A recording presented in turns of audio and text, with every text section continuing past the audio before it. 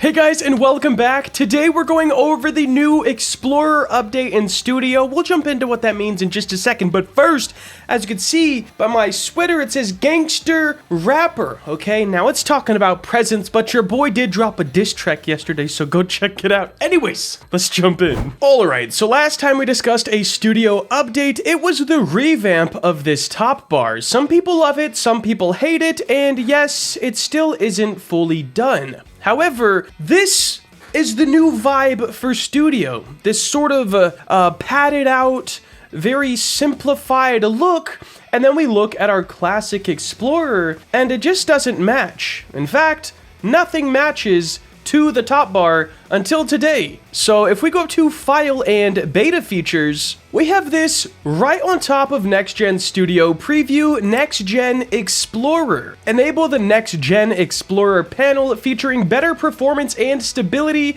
better context menus, and easier mechanics for selection and editing. Let's go ahead, click save, and it's gonna have us restart Studio. And here we are. Wow, it does look better in a way, but also worse. I'll explain. So I don't like how we have this new rounded UI part, but still in the square dockable boxes. Like, I feel like there's a big style clash right there, but that is neither here or there. Here's the Explorer, guys. It does look a lot cleaner. That could just be the colors. It could be a little more padded out. I'm not sure if I'm a huge fan of the plus button being all the way off to the side instead of right next to the name. For example, in the old one, the plus button was always just right next to the name, which, I mean, hey, maybe I'm just complaining and I don't like change, but I don't see why we needed the plus button on the end instead of next to the name. Anyways, let's talk about some of the features with this one. Number one,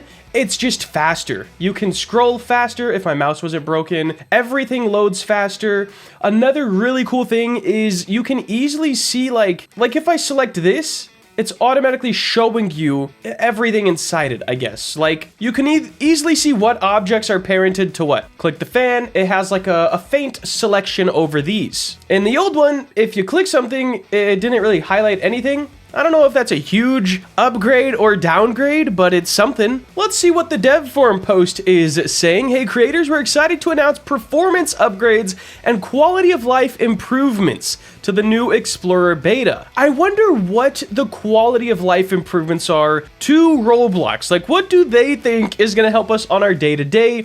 We've rebuilt the Explorer in Lua, more efficient, gotcha, allows to select, edit, and move thousands of Explorer instances without worrying about lags and hangups. Okay, that's actually massive. That alone, I mean, I'm not gonna read this whole thing on the video right now, but that alone is pretty massive. In fact, I'm gonna open the Dream Game and select the whole workspace and see how long it takes to select it. Before this update, it would normally just crash out my Studio. Alright, while we're letting the game load in, I will say the colors and like the rounder edges, I really like. Ooh, this is nice as well. I don't know if we had that suggested filters before. We definitely did not. Alright, so here's my bike life. It is a map that is 12 base plates and thousands and thousands and thousands of parts, guys. Let's see what happens if we just click workspace. All right, we're lagging a little bit, but we already are done. No way we have everything.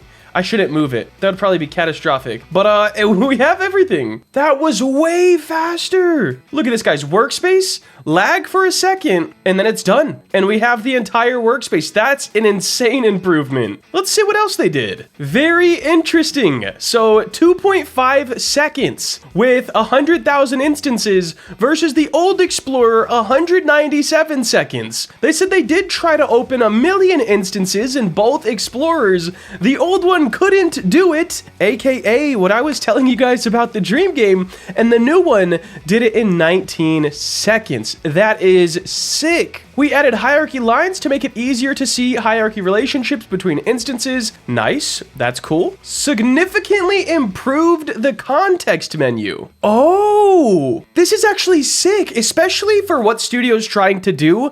Their goal is to make everything seem a lot more user-friendly and simple to get new developers on board. And in the old Studio, let's just pull up this one, click on a mesh, and then right-click. We have all of these grayed out options, meaning stuff that you can't even do to this mesh at this point in time, and it looks a bit daunting. However, if we're in this new Studio Explorer and we right-click, it only shows the options available that you can actually do. That definitely cleans it up a lot, and that is one of the quality of life improvements they were talking about. That is nice. It looks like they improved the Shift plus Select, where you can select more than one thing, or just from here, hold Shift, select here, and it selects everything.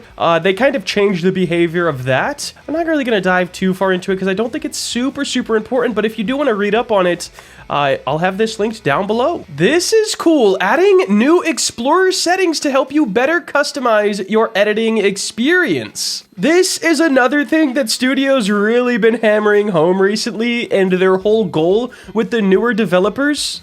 It's not out yet, but they plan on making Studio to where you can make it look exactly how you want and feel exactly how you want. For example, right now we have all of these tabs, and most of us only use one or two of them. So we're going to be able to add our own tab up here and pick the stuff that we do use, put it in that, and then we'll only have to use one tab instead of clicking through all of these when we're trying to work. It looks like they're doing the same with the Explorer, and they're probably going to be doing the same with properties later, and heck, probably the Asset Manager. This is just one more small step in a huge, good direction for Roblox. There's a lot more stuff on this dev forum post, and I'm not going to read all of it in this video. It will be linked down below, though. Let's see what these known bugs are. Studio Script Sync is not currently supported. Okay, doesn't really bother me. Missing support for custom icon sets. Gotcha. Box Select, not implemented yet. Occasionally, the open script action and context menu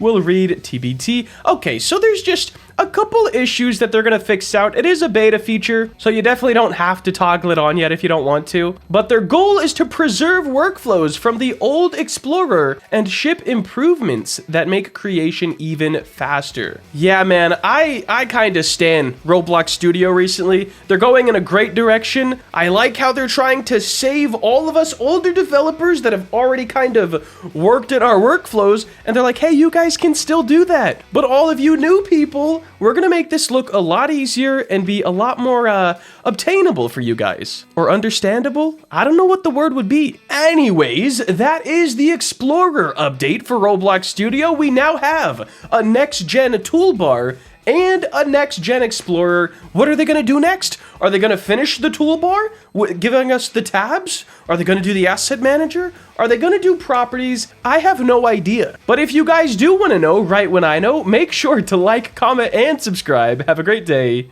Later.